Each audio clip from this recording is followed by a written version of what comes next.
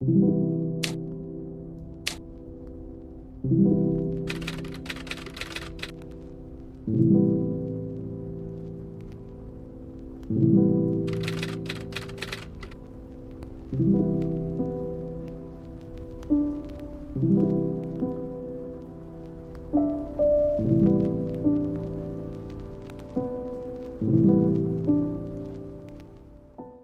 notre arrivée à Lisbonne, nous avons senti la chaleur. Nous étions excités d'être dans cette ville et on avait hâte de la voir. On s'est dirigé vers le hostel qu'on allait rester et celui-ci était à 10 minutes de la station de métro.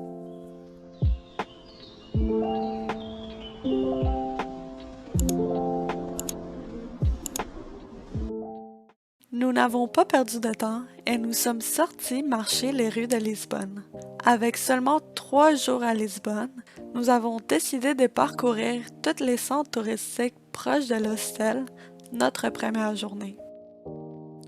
Lisbonne a été fondée il y a plus de 2000 ans.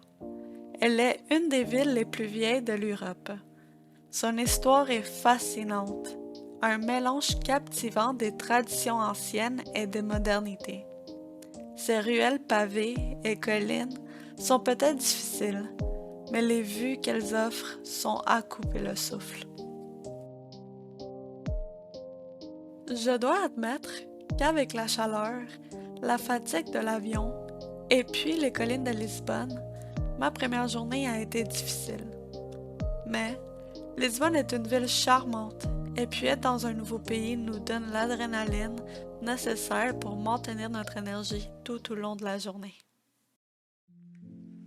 J'ai adoré marcher à travers toutes les petites boutiques et cafés. Le paradis pour les personnes qui aiment les sardines, les magasins de sardines ne manquaient pas à Lisbonne. Nous avons fait le chemin jusqu'au château Saint-Georges, auquel je ne veux même pas essayer de prononcer en portugais par peur d'insulter. Comme toutes les vues dans cette ville, il faut monter pour les voir, et la marche était tenace. Après une petite file d'attente, nous avons pu rentrer. Le château domine la capitale portugaise depuis la colline la plus haute de la ville. Il trône tout en haut, offrant une vue fantastique sur Lisbonne, avec le fleuve qui coule tranquillement en contrebas. À part son importance historique et ses vues panoramiques, le château Saint-Georges offre des promenades tranquilles dans ses jardins bien entretenus. L'été, c'est la place pour les concerts et les festivals, et l'ambiance est aimée autant par les locaux que les touristes. Construit au cours du 11e siècle, il a joué un rôle stratégique dans la défense de la région. Ses murs épais en pierre, des tours qui te font sentir tout petit et les remparts bien conservés nous transportent à une autre époque. À l'intérieur, des expositions qui nous racontent l'histoire riche et complexe de Lisbonne.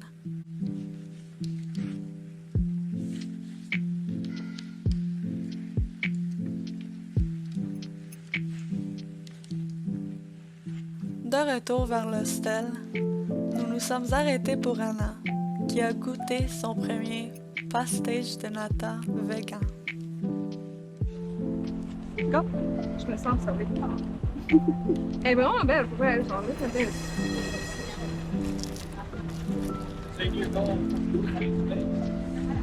C'est bonne.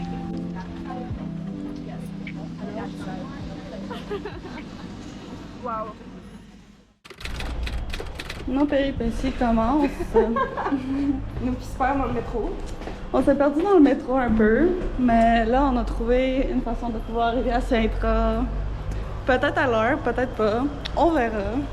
On a décidé de prendre plus... on est en vacances. Et puis, on va faire ça relax. On va arrêter de stresser. C'est moi qui est genre...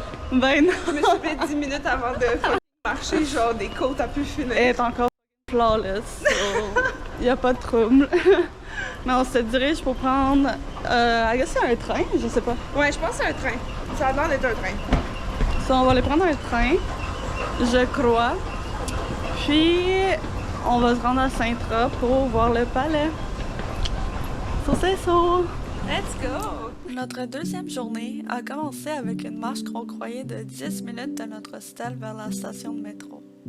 Finalement, nous avons sous-estimé le temps que ça nous a pris monter les collines et nous étions pas au bon endroit pour prendre le train.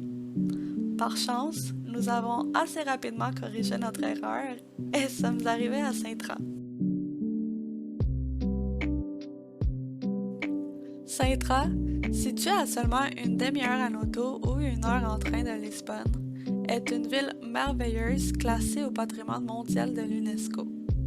Le palais de Penha impressionne par sa palette de couleurs vives et son mélange de styles architecturaux. Les jardins du palais de la Regalada, quant à eux, offrent un oasis de tranquillité avec une variété de plantes exotiques. En explorant Saint-Tropez, chaque coin de rue dévoile une nouvelle facette de son charme, faisant de cette ville un incontournable pour ceux en quête de beauté et d'histoire au cœur du Portugal. Arrivés à la station de train de Saint-Tropez, nous avons pris le bus local pour nous rendre au Palais de Penha, notre premier arrêt.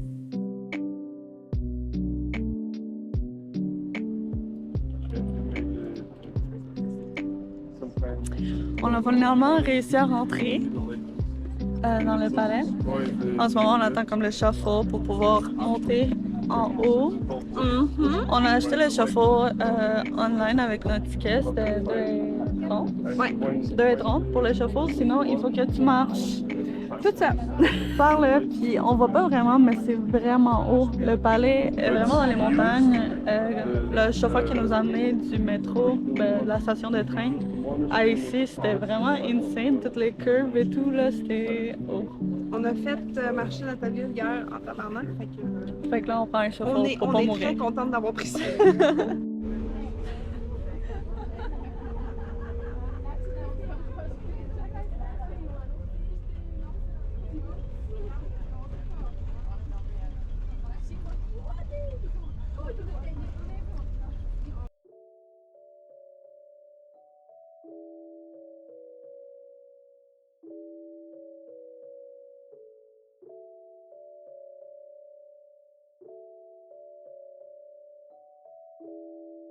Le palais de Penha est l'une des merveilles architecturales du Portugal.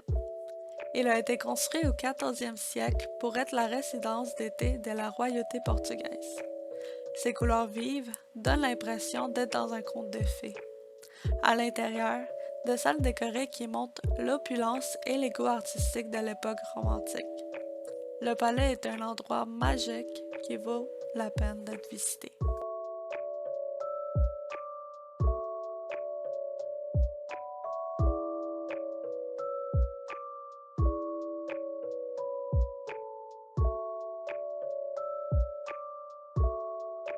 Ferdinand II et la reine Marie II ont habité le palais de Penha jusqu'à la fin du 14e siècle. Après la proclamation de la République portugaise en 1910, le palais est devenu un bien national et a ouvert ses portes au public.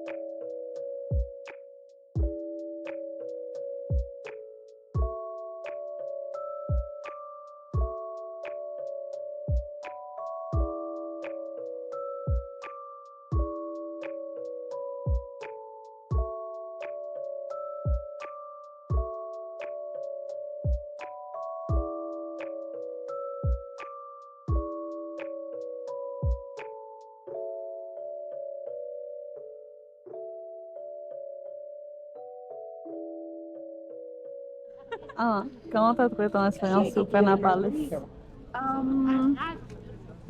Ah, Never mind. Notre shuffle est là.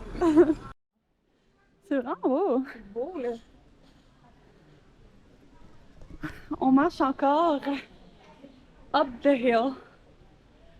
So, si vous venez ici, c'est sûr que Workout, work those legs. il y a portez-vous dessus les confortables. Hein? On est étouffés, essoufflés. Almost there. Mais ouais. J'espère qu'on est almost there.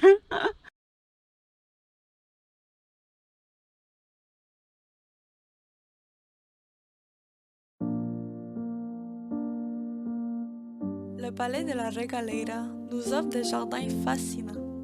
Les terrains qui l'entourent sont remplis de grottes, lacs, fontaines et différentes structures. Le célèbre puits d'initiation, ou puits inversé, est l'un des points touristiques pour cet endroit. Nous avons fait la file pour descendre dans celui-ci. Les visiteurs arrêtaient souvent prendre des photos. Ainsi, cela peut prendre plus de temps à descendre. Cependant, je trouve que l'attente en vaut la peine.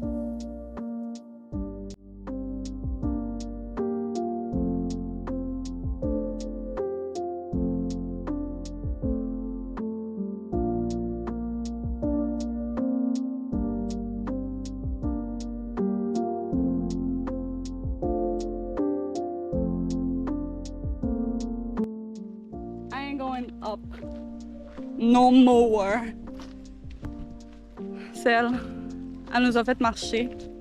Monter des marches. Hier, je l'ai, genre, legit forcé à marcher comme Pour une mental. rien. Non, je veux un bot de Nicki Minaj, what do you mean? Genre, let's go. Juste pour le bot, en fait, parce qu'il n'y avait pas de vue. Tout ce qu'on a vu, c'est un mur. Non, il y avait une vue, mais genre, elle voulait pas faire comme la fille qui a fallu se suicider en essayant de passer à travers un pont. La vue était clairement là, mais... Vidéo que je vais insérer en ce moment. Yo, Si vous voulez aller là. Oh my god. I mean, yo.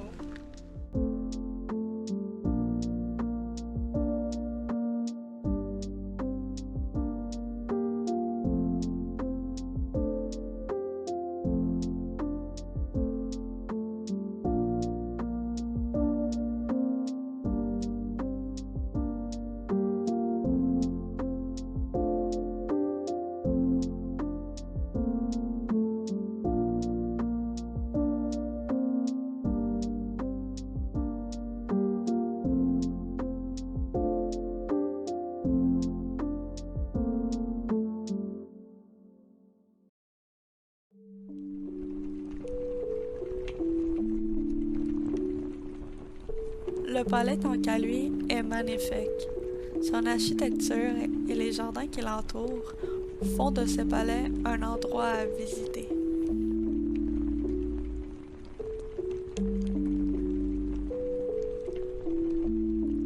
Nous sommes revenus à Lisbonne juste à temps pour le souper.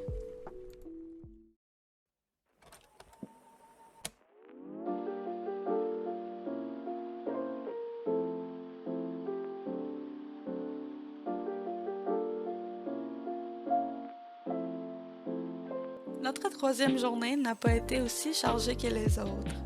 Nous avons pris notre temps pour marcher et profiter de la belle température.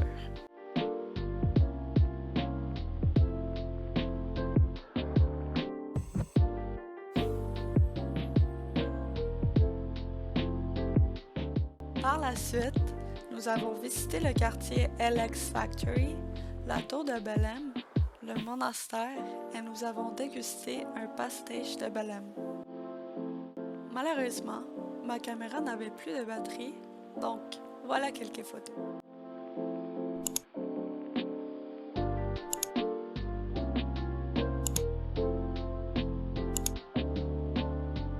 Nous avons terminé notre soirée avec un très bon souper et une magnifique vue. Voilà qui conclut nos 3 jours à Lisbonne.